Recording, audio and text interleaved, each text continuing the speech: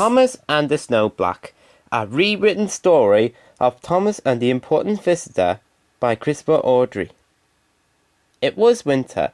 Heavy, dark clouds filled the sky. That night snow fell, and deep drifts piled up in the surrounding countryside. Next morning, Bertie the bus set out early from his garage to collect passengers for Thomas's early morning train. Thomas had hardly got Annie and Clover ready before they saw Bertie drive into a station yard. No passengers got out. "We can't get over the hill," Bertie said.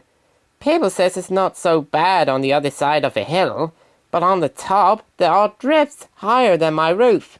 We were lucky to be able to turn round." "You need to go steady at the tunnel, Thomas.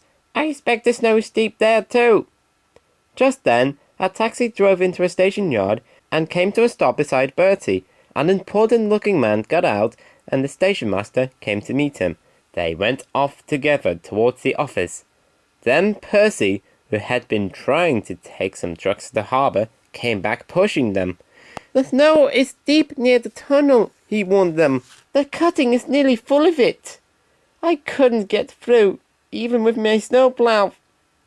"Never mind, Thomas," said his driver. "You're heavier than Percy, so perhaps we can force our way through." They set off, but when they reached the cutting, they found the snow was so thick that it bent the snowplough, which began to damage the rails. That's torn it," said Thomas's driver. "We'll never get through now." They took the snowplough off, left it beside the line, and went back to the station.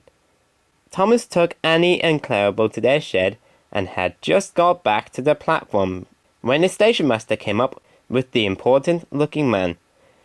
"This gentleman has to see Mr. Kyndley," he said. "It is a very important matter, and he must see him today at all costs." Thomas's driver scratched his head. "Well, I'm blown if I know how," he said. "The road is impassable, and we couldn't get through the cutting blocked with snow." "A bulldozer would be handy," remarked the fireman. What about Terence?" suggested Thomas. "Hasn't he got one of those pusher things that fits in front?" "Oh, well done, Thomas," explained his driver, and the station master ran back to his office to telephone. Meanwhile, Toby had brought Henrietta to the platform, and the workmen were loading their tools into her. By the time Toby had taken them as far as he could to go into the cutting, Terence was already at work. They were hard at it all morning, but by lunchtime they had a line clear. Toby brought the man back to Farquhar and told everyone at the station the good news.